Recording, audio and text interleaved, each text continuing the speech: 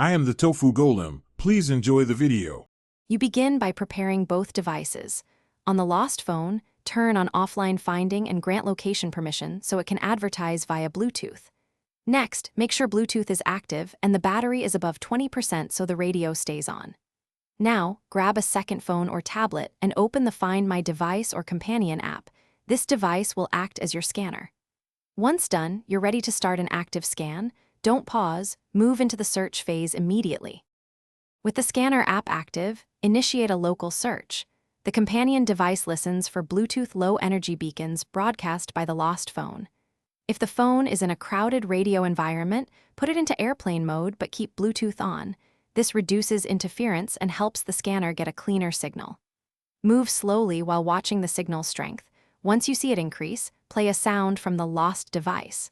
This confirms proximity, so keep closing distance until you visually locate the phone. When you reach a strong signal and hear the device, pick it up and lock the screen immediately to protect data.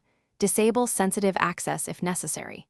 Once recovered, charge it and re-enable normal network settings so cloud-based tracking and backups resume.